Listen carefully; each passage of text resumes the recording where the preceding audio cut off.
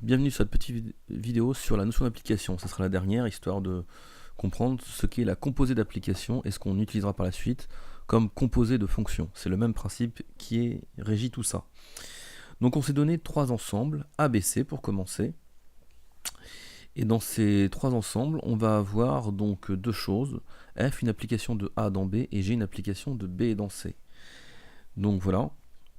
Alors on va faire un petit schéma. Je vais me donner déjà l'ensemble A, qui est ici, l'ensemble A. Je vais avoir donc l'ensemble B et l'ensemble C, ici. Et entre chacun de ces ensembles, je vais avoir des applications. Donc j'ai une application F entre A et B, une application G entre B et C. Hop, G. Ça c'est une chose. Je vous rappelle que dans chaque ensemble, vous avez des éléments. Vous avez des éléments, c'est normal, c'est comme ça, c'est le but du jeu, qui peuvent être finis ou infinis, ça je l'avais déjà dit. On reste sur des cas finis, c'est plutôt tranquille. Donc ici, cette chose-là, en étiquette, c'est ce qu'on appelle les XI. Alors je vais mettre ça en étiquette. Ici, les YI. Et ici, les ZI. D'accord? Donc ce sont les éléments qui sont dedans, ils ont leurs étiquettes. D'accord? Ils sont basés là-dessus. Donc entre A et B, entre B et C, je peux entre guillemets poser des choses. Donc je vais avoir pour commencer, par exemple, entre A et B, j'ai l'application, alors entre A et B, j'ai l'application F, ça veut dire que entre A et B, j'ai l'application F qui régit, c'est-à-dire si je pose de manière moins, on va dire, naïve les choses, ça va être quoi? Ça veut dire que mon F, il prend des valeurs dans A pour les emmener dans B, dans l'ensemble B, voilà. Donc d'un X, je vais avoir un F de X. Première chose. Or, je sais que je vais avoir quoi d'autre? Je vais avoir B dans C, B dans C, avec la fonction G, la fonction de l'application G. Pareil, de manière naïve, d'accord? Et ici, je vais donc avoir G, B dans C, et donc, ici, c'est quoi les éléments? Les éléments, on les appelle Y, et les Y vont me donner du G de Y, qui sont des ZI, au final. Donc, j'ai mes deux applications notées comme ça. Et ce qui se passe, c'est que moi, je veux savoir ce qui se passe quand je fais une composée d'application, c'est-à-dire que je vais faire un G rond F.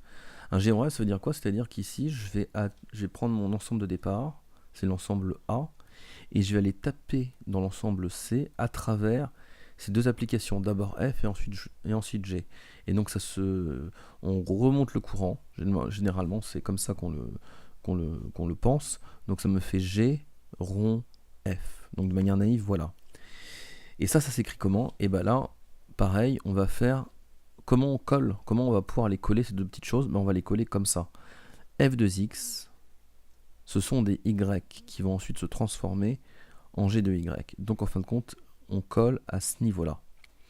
Donc quand je parle de G rond F, je parle de l'application qui, à partir de l'ensemble A, va aller dans l'ensemble C, en passant bien sûr par l'ensemble B, mais ça je ne le marque pas, c'est une composée de fonctions, on va plus vite. Et donc ici ça veut dire que je vais partir de X et je vais prendre des valeurs dans, alors c'est très, très important, donc je vais prendre la dernière colonne, c'est du G de Y, mais Y c'est du F de X, donc ça me fait G de F de X. Voilà. Et donc là je viens de poser ma composée de fonctions, très important. Ma composée d'application si vous préférez, pour être beaucoup plus généraliste, d'accord? Et tout ça grâce à ce point-là, parce que j'ai collé F de X à Y. Ok? Donc maintenant on peut le faire dans un autre sens. Donc en compte j'avais marqué, on appelle composée d'application F et G l'application G rond F de A dans C. Et c'est cette chose-là, de manière naïve, mais qui permet de coller, bien sûr, faut pas l'oublier, de coller mes deux applications précédentes. Alors ce qui va se passer, c'est que maintenant, on va se faire quatre ensembles. Je vais avoir l'ensemble A, l'ensemble B l'ensemble C et l'ensemble D. Et ça rebondit comme ça les uns sur les autres. Donc la première, on va dire application, c'est F, la deuxième, c'est G, la troisième, on va noter ça H. Voilà. Les étiquettes ici, juste pour principe, dans A, je vais avoir un ensemble avec des XI. Ici, un B avec un ensemble avec des YI. Mon C, toujours avec des ZI. Et ici, des TI, par exemple. Donc, ce sont les éléments qui sont dans ces ensembles-là, d'accord? Donc, ici, on a vraiment des ensembles. Donc, ça, c'est plus les XI, YI, ZI, TI. C'est juste pour avoir un petit repère.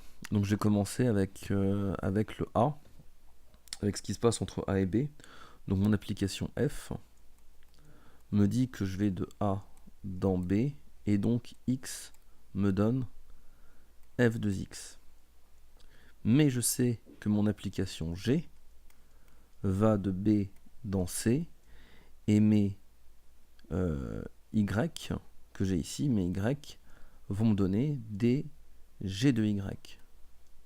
Or, mon application H, qui est ma dernière application, va de C dans D, et à partir d'éléments ZI, donc de Z, va me donner des H de Z. Et qu'est-ce qui se passe? Et bien, en fin de compte, là-dessus, on va pouvoir les coller 2 à 2. C'est-à-dire, je vais avoir F2X, ce que j'appelle F2X, ce que j'appelle Y, c'est la même chose, ça a collé.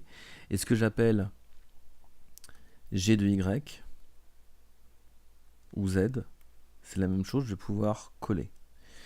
Donc voilà, donc ce qui va se passer, c'est qu'ici, avec un peu de... Donc si je veux comprendre, là, je vais le mettre ici, j'ai un peu de place, si je veux définir H rond G rond F, qui serait une application qui prend des valeurs dans A en ensemble de départ et qui a pour ensemble d'arrivée D, et bien en fin de compte, ici, je vais partir d'un X, et je vais aller vers quoi? Là, c'est la question, je vais aller vers quoi? Et bien en fin de compte, donc ça, j'ai pris cette chose-là en colonne, en première colonne, ça c'est ma dernière colonne. Et le Z, c'est quoi le Z? Ben, Z, c'est G de Y, mais Y, c'est F de X.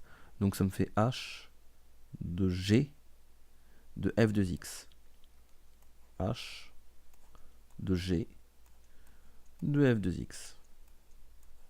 Et voilà, et je viens de définir ici une composée d'application. C'est ça qui est beau, une composée d'application pour 3 applications qui vont rebondir sur mes 4 ensembles ABCD. Voilà. Donc c'est quelque chose d'assez... C'est du collage, hein, c'est des ponts qu'il y a entre chacun des ensembles et les applications. Donc voilà, vous avez ce collage-là, c'est très visuel. Donc voilà, merci d'avoir suivi ce petit cours sur les composés. C'est toujours important, notamment pour ce qu'on va utiliser en fonction. Parce que composé d'application, composé de fonction, je vous rappelle, c'est la même chose. Ce composé de fonction, c'est beaucoup plus simple, beaucoup plus tranquille par la suite.